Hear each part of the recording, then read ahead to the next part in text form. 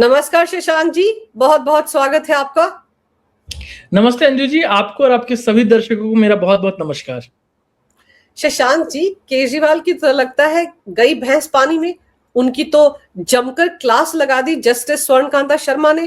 कहां तो उनको लग रहा था वो इतिहास रचने जा रहे हैं और कहां उनकी फजीहत हो गई।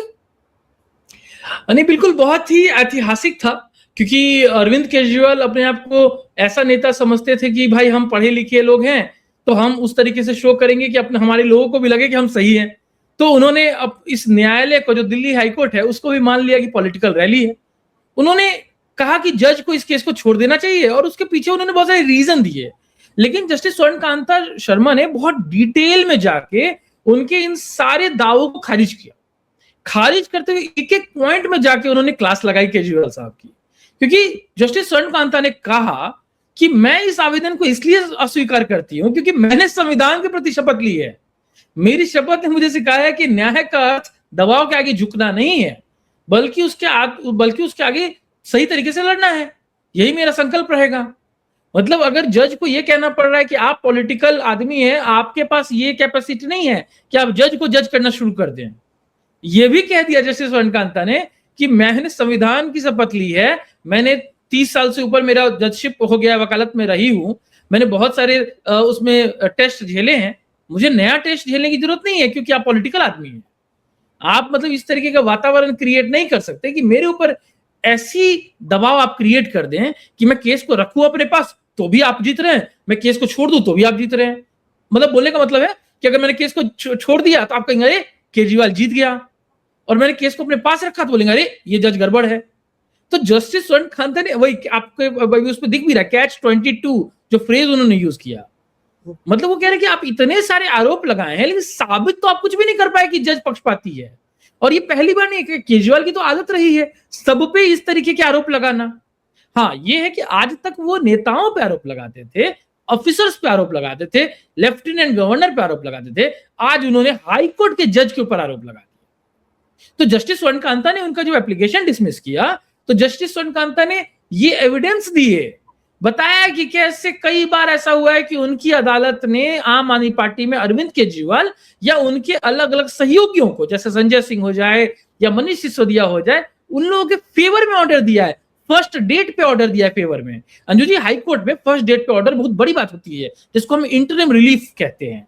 इस केस में केजरीवाल यही कह रहे थे कि आपने कैसे, जो लोअर कोर्ट में जितेंद्र सिंह की कोर्ट ने उनको बाइज्जत बरी कर दिया और कहा कि किसी ने घोटाला किया नहीं, उल्टा कह दिया कि सीबीआई के उस ऑफिसर पर कार्रवाई हो जिसने ये चार्जशीट बनाई है, इतना लंबा चौड़ा चार्जशीट गलत है ये वो, जिसमें 2000 करोड़ का घोटाला हुआ बाय द वे।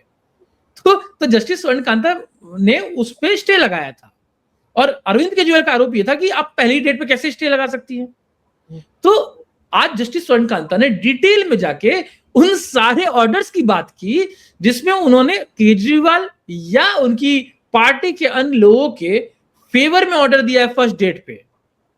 दूसरी बात आप ये भी समझिए कि अरविंद केजरीवाल आज ऑपोजिशन लीडर है दिल्ली में, कुछ समय तक दिल्ली के सरकार में थे, मुख्यमंत्री थे दिल्ली सरकार में, 10 साल से ज्यादा की उनकी सरकार थी, एब्सोल्यूट मेजॉरिटी में बैठे हुए थे। अगर दिल्ली का पूर्व मुखिया दिल्ली की हाई कोर्ट के किसी सिटिंग जज के ऊपर, और अंजू जी क्योंकि मैं वकील हूं आपको मैं ऐसे बताता हूं, दिल्ली हाई कोर्ट का अगर कोई जज है तो उसको आप जज नहीं बोलते, उसको आप कोर्ट कहते हैं। तो अगर दिल्ली का मुख्यमंत्री दिल्ली हाई कोर्ट पे इस तरीके का आरोप लगा रहा है कि आप पे हमको डाउट है, क्यों? क्योंकि आपने मेरे खिलाफ कभी एक फैसला दिया था, तो कितना बड़ा आप एक कंटेम्प्ट कर रहे हैं दिल्ली के न्याय व्यवस्था पे। कैसे कोई आम सिटीजन अपने आप को सुरक्षित महसूस करेगा? और दूसरी बात अंजू जी, ऐसे में तो हर व्यक्ति जो अपना केस कभी ना कभी एडवर्स ऑर्डर किसी जज के सामने आएगा, वो हर बार यही कहेगा अरे लास्ट टाइम इन्होंने मेरे खिलाफ फैसला दिया था, आज इनको इस केस को सुनना ही नहीं चाहिए। दिल्ली हाईकोर्ट में गिन के 30-35 जज हैं, तो क्या हर जज के सामने ऐसे ही चला जाए? तो जस्टिस स्वर्णकांता ने स्पष्ट कहा कि महज आशंका या व्यक्तिगत धारणा के आधार पे न्यायाधीशों को किसी मामले से अलग नहीं किया जा सकता। कहा कि किसी भी वादी को ऐसी स्थिति उत्पन्न करने की अनुमति नहीं दी जा सकती जिससे न्यायिक प्रक्रिया का स्तर गिरे। झूठे चाहे अदालत में या सोशल मीडिया पे 1000 बार दोहरा जाए, सच नहीं बन जाता। मतलब एक तरह से जस्टिस सूर्यकांता ने सभी बात को झूठा कह दिया अरविंद केजरीवाल को। वो कहती है कि अगर, जैसे मैंने कहा, उन्होंने कहा कि अगर मैं इस मामले से खुद को अलग कर लेती हूं तो केजरीवाल कहेंगे देखो मैं सही था, अगर अलग नहीं कहती हूं तो कहेंगे देखो मुझे कोई राहत नहीं मिल रही है, ये तो मुझे पहले से ही पता था। और ये जस्टिस स्वर्णकांता जो कह रही है अपने आदेश में, ये कोई ऐसी बात नहीं है अंजू जी की अपने मन गढ़ंत बात कर रही है। यही हुआ है अभी तक, स्टार्टिंग से लेके आज तक अरविंद केजरीवाल या उनकी पूरी पार्टी के शराब घोटाले के केस में। जब कोई फैसला उनके फेवर में आता है वो कहते हैं देखो न्याय की जीत हुई, कोई भी कोर्ट दे दे, चाहे वो उनको सुप्रीम कोर्ट से बेल मिली हो तब, या इंटरिम बेल इलेक्शन चुनाव करने के लिए, या उनको नीचे लोअर कोर्ट के जज से जितेंद्र सिंह से मिल गई कि भाई ठीक है आप बाइज्जत बरी हैं क्योंकि आपको डिस्चार्ज किया जाता है। और किसी भी कोर्ट ने कभी भी अगर उनके खिलाफ फैसला दिया है तो कहें देखो हमें तो पहले से पता था। वो खुद नहीं कहेंगे, भले उनकी पार्टी वाले कहेंगे, खुला कहेंगे, जो पेड कुलीज होते हैं, आईटी सेल होता है, या उनके फॉर्मर मिनिस्टर्स, फॉर्मर एमएलए। और एग्जांपल देता हूं, सिर्फ स्वर्णकांता शर्मा के साथ नहीं हुआ है, ये सुप्रीम कोर्ट में आपको याद होगा जिनके पास ये बार बार मैटर जाता था बेला त्रिवेदी के पास, क्योंकि आपका रोस्टर फिक्स होता है पहले से कि किस तरीके के मामले किस जज के पास जाएंगे। सुप्रीम कोर्ट में जैसे कि जनहित याचिका हमेशा चीफ जस्टिस के पास जाएगी, तो कोई क्लाइंट आके ये नहीं कह सकता कि अरे मेरा हर पीआईएल चीफ जस्टिस के पास ही क्यों जा रहा है। तो उस टाइम ये कहते थे कि देखो बहुत खराब जज है, हमारा बार बार डिसमिस कर रही है। अब ये वही काम आरोप दिल्ली हाईकोर्ट में भी लगा रहे हैं। तो टेक्निकली आप जब कोर्ट के खिलाफ इस तरीके का आरोप लगाते हैं अंजू जी, और मेरा मानना है कि देखिए डेमोक्रेसी है, आरोप आप लगा सकते हैं, लगाना भी चाहिए, लेकिन आरोप के पीछे तथ्य होने चाहिए। अरविंद केजरीवाल को इस केस में बहस करने के लिए जितनी अपॉर्चुनिटी मिली अंजू जी, उतनी अपॉर्चुनिटी किसी को नहीं मिलती। सॉलिसिटर जनरल ऑफ इंडिया को, जो सीबीआई की तरफ से खड़े थे कोर्ट में, उन्होंने कहा कि आपको जो सुनना है केजरीवाल साहब का सुनिए, जैसा सुनना है सुनिए, लेकिन आप उसको बराबर रखिए। सोशल मीडिया में आज मैं वकीलों की बात देख रहा था, वो ये कह रहे थे कि जिस तरीके से कागज अरविंद केजरीवाल कोर्ट में सबमिट कर रहे हैं बिना उसको ऑफिशियली फाइल किए हुए, क्या नॉर्मल वकीलों का या नॉर्मल क्लाइंट का ऐसे एक्सेप्ट होता है? क्योंकि नहीं होता। ये मैं भी पढ़ रही थी और उसमें वो ये कह रही थी कि वो रजिस्ट्री के थ्रू जाता है, सीधे आप जज को कोर्ट में नहीं दे सकते। तो केजरीवाल को ये रियायत क्यों मिली हुई थी, वो ऐसा क्यों कर पा रहे थे? क्योंकि ये बहस हो रही थी सोशल मीडिया पर कि केजरीवाल के लिए रूल्स तोड़े गए। अंजू जी देखिए, जो लोग इस देश में ऐसी पार्टी खड़ी किए थे कि कहते थे कि हम बराबरी का अधिकार चाहते हैं, नाम हमने रखा है आम आदमी, हमको कोई भी स्पेशल ट्रीटमेंट नहीं चाहिए, इस तरीके की बातें, वो लोग हर वो काम कर रहे हैं कुछ समय से जो उनको आम आदमी पार्टी से अलग रखती है। उनको स्पेशल प्रिविलेज चाहिए। हमको शायद बहुत पहले ही समझ लेना चाहिए था। जब अन्ना आंदोलन हो रहा था, याद करिए अंजू जी, अन्ना आंदोलन हो रहा था तो जो मांग थी वो ये थी कि लोकपाल लाया जाए और लोकपाल में हमारे ही लोग हों। सेंट्रल मिनिस्टर बात करने आए और हम ही से बात करें, हम सीएम हैं तो हम ही, हमारे हाथ में पुलिस हो, भले ही पहले से क्या रूल चल रहा है कोई फर्क नहीं पड़ता। और अब हम जब ओपोजिशन है और हमने जो घोटाला किया उस पर केस चल रहा है तो हमारे मुताबिक जज हो। तो आज जस्टिस स्वर्णकांता ने क्या कहा, उन्होंने कहा कि अगर इस केस से हम खुद को अलग कर लेते हैं तो ये तो वैसी वाली बात हुई कि हम खुद से अपना जज डिसाइड कर रहे हैं। तो ये मैसेजेस की तो जाएगी ना अंजू जी कि आप, यानी कि आप क्योंकि पॉलिटिकली स्ट्रांग हैं तो आप अपने आप से बेंच हंटिंग कर रहे हैं, आप अपने हिसाब से चूज कर रहे हैं कि मैं इस जज के सामने बहस करना चाहता हूं, इस जज के सामने अपनी सुनवाई चाहता हूं। क्या ये परमिशन देना चाहिए अंजू जी? अगर ये परमिशन दिया जाता आज केजरीवाल को तो ये बहुत गलत होता। क्यों गलत होता अंजू जी? क्योंकि बिना किसी लॉजिक के, बिना किसी तथ्य के, सिर्फ जनरल स्पेकुलेशन के बेसिस पे कहा गया कि आप हट जाइए केस से, आपके बच्चे भी वकील है इसलिए हट जाइए।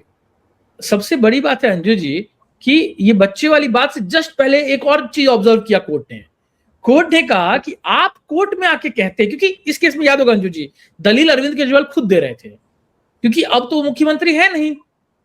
तो पहले क्या होता था, जब मुख्यमंत्री थे, सरकार उनकी थी, तो बड़े बड़े वकील कर लेते थे, अभिषेक मनु सिंघवी हो या और भी दसों वकील, और उनका जो बिलिंग होता था लाखों में करोड़ों में, वो दिल्ली सरकार की पॉकेट से जाता था, यानी टैक्स पेयर के पैसे से।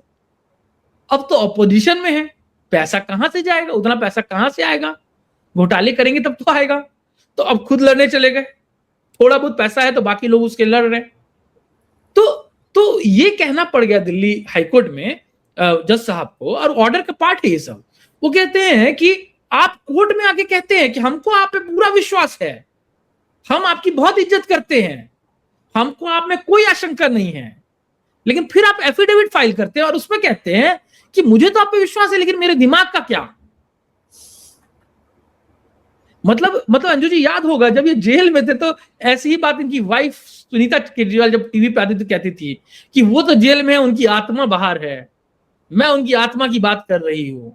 और रही बात बच्चों की, अंजू जी जो आपने पॉइंट उठाया कि इन्होंने जज साहब के बच्चों की बात उठाई और ये उठाया कि क्योंकि उनके बच्चे सेम प्रोफेशन में हैं और उनके बच्चे सेंट्रल गवर्नमेंट के पैनल पे हैं, तो सेंट्रल गवर्नमेंट के पैनल के तरीके से सेंट्रल गवर्नमेंट की कोई एजेंसी कोर्ट में आके बहस नहीं करे।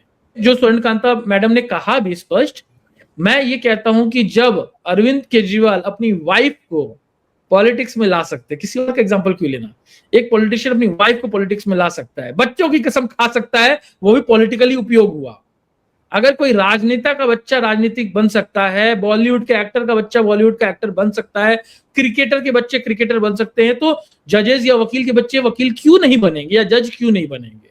देखिए कहीं से भी किसी का मेरिट हो सकता है, आर्मी वालों के बच्चे आर्मी वाले बनते हैं, कई बार हमने देखा है, सिंगर के बच्चे सिंगर बनते हैं।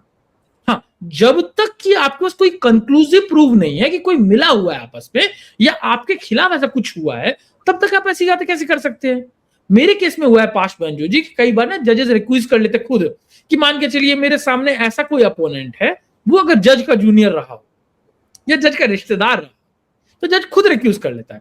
इस केस में अगर मान के चलिए एग्जांपल, ऐसा तो होता नहीं है, कभी कभी मैंने नहीं देखा है, बट एग्जांपल कि अगर जस्टिस स्वर्णकांता के बच्चे इसमें वकील होते सामने वालों के तो गलत था। सामने वाले के छोड़िए, अगर अरविंद केजरीवाल ने हायर कर लिया होता उनके बच्चों को तो सीबीआई ये बात उठाती कि अरे अपने बच्चों को आपने कैसे कर दिया, वो होता ही नहीं है।